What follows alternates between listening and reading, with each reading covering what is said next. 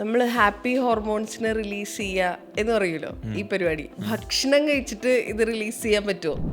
ഭക്ഷണത്തിൽ ഈ fibre content, ഈ വെജിറ്റബിൾസ് ആൻഡ് ഫ്രൂട്ട്സ് നമ്മൾ ഈ പറഞ്ഞ ഹാപ്പി ഹോർമോൺസിനെ സെക്രേറ്റ് ചെയ്യാൻ ശരീരത്തെ ഒത്തിരി ഹെൽപ്പ് ചെയ്യുന്നൊരു സംഭവമാണ് ശരിക്കും. അപ്പോൾ വെജിറ്റബിൾസ് ആൻഡ് ഫ്രൂട്ട്സ് ഈ പറഞ്ഞ ഹാപ്പി ഹോർമോൺ സെക്രേറ്റ് ചെയ്യാൻ ഹെൽപ്പ് ചെയ്യുന്ന ഒന്നാണ്. പിന്നെ ഡാർക്ക് ചോക്ലേറ്റ് നല്ലതാണ്. പിന്നെ ഒമേഗ 3 ഫാറ്റി ആസിഡ്സ് ഒക്കെ ഹാപ്പി ഹോർമോൺ സെക്രീറ്റ് ചെയ്യാൻ നമ്മുടെ ശരീരത്തെ ഹെൽപ്പ് ചെയ്യുന്ന സംഭവങ്ങളാണ്. അപ്പോൾ ഈസി ആയിട്ട് നമുക്കുള്ളത് ഈ പറഞ്ഞ വെജിറ്റബിൾസ് ആൻഡ് ഫ്രൂട്ട്സ് എന്നുള്ളൊരു ഹാപ്പിനെസ് നമ്മുടെ ശരീരത്തിന് തരുന്ന ഒരു കണ്ടൻറ്റാണ്. സോ അത് നമ്മളുടെ ഭക്ഷണത്തിൽ ഉൾപ്പെടുത്തുമ്പോൾ ഈ പറഞ്ഞ സെറട്ടോണിൻ പോലുള്ള ഹാപ്പി ഹോർമോൺസിൻ്റെ സെക്രീഷൻ കൂടാനുള്ള സാധ്യതയുണ്ട്. അതായത് നല്ല വെജിറ്റബിൾസ് അല്ലെങ്കിൽ മിക്സ്ഡ് ഫ്രൂട്ട് സാലഡ് പോലെ കഴിച്ച് കഴിഞ്ഞാൽ ഹാപ്പി.